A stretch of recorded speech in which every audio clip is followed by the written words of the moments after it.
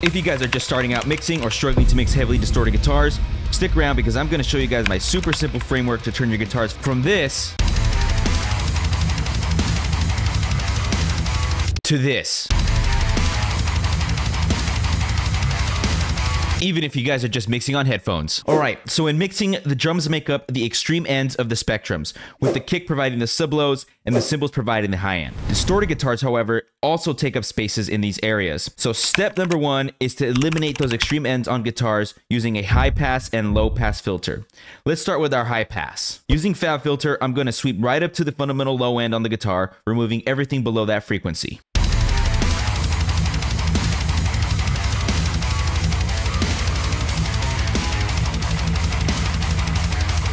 This has now taken care of our low end, making room for our kick and bass. Next up is our low pass. I like to sweep it up to about 10 kilohertz as a starting point to clean up any unnecessary frequencies, and to make room for cymbals and vocals.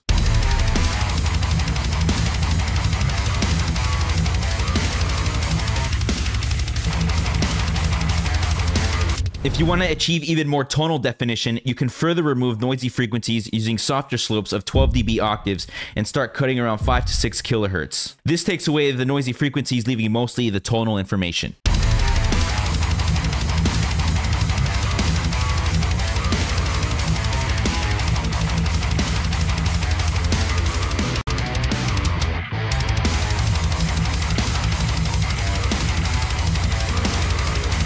Okay, on to our next step. But first you need to know that the bass guitar's fundamental frequency tends to sit in the 80 to 200 Hz range, but so does the low end of the guitars.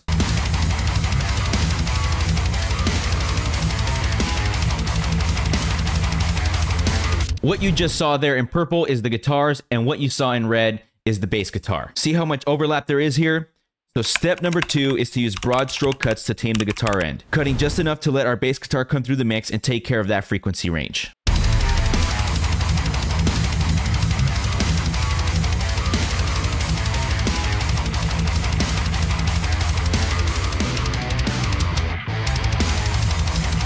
Alright, so far we've taken care of our low and high end extremes and made room for our bass guitar. But our guitars are still not quite there.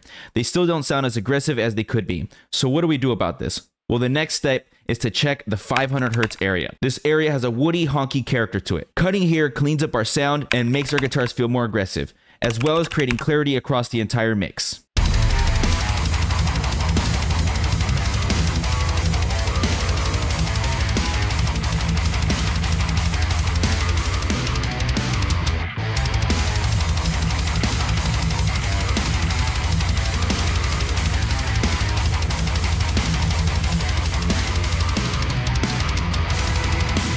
So now we've just created aggression on our guitars and made clarity come across the entire mix.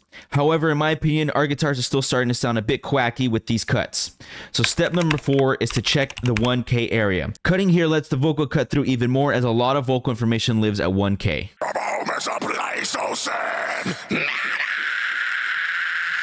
Everyone for the walk on the dirt road. Salvation.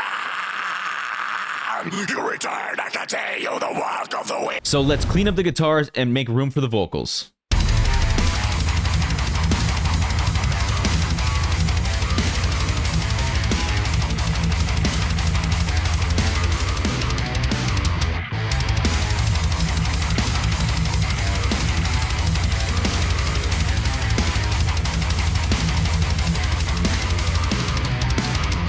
Great, we've cleaned up the guitars a bit and made room for our vocals.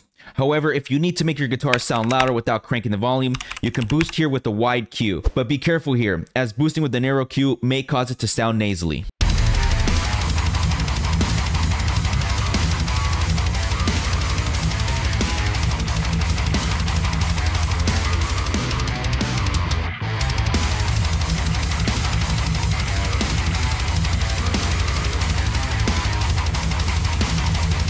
Now, what if your guitars feel far away and need to feel closer and more in your face? Well, there's an area we can check for that. But first, let me show you an example where they feel distant.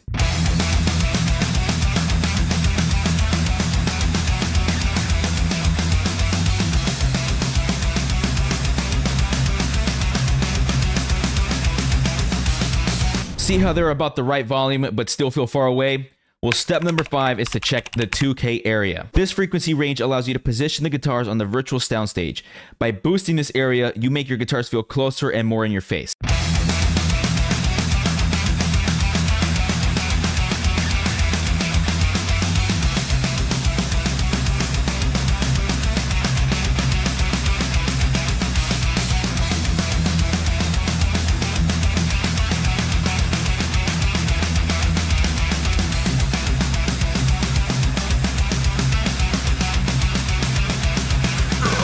Now, what if we taken care of all of these areas, but our guitars still sound boomy when they're being palm muted? The key move here, and step number 6, is to use multi-band compression. Multi-band compression allows us to push down only the offending frequencies on the palm mutes, which typically lie in the area between 100 and 300 hertz. By clamping down in this area only on the palm mutes, we create the illusion that the guitar's low end is tighter than it is, and making further room for our bass.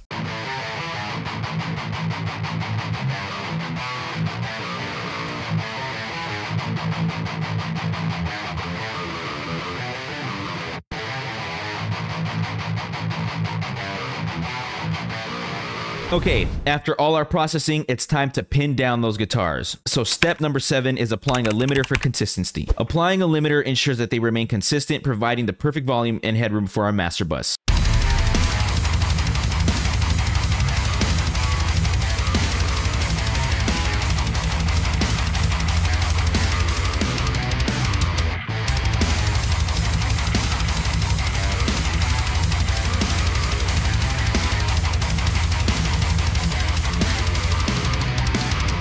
As you can hear, when the limiter is engaged, the guitars sound a lot more consistent in volume and sound a lot more even across the entire mix. Okay guys, that's it for this video. I really appreciate you guys sticking around till the end. And if you guys want to level up your mixing skills or need help, I am offering one-on-one coaching, so check out the link below and book a free call with me to see if we can work together. I'll catch you guys in the next video.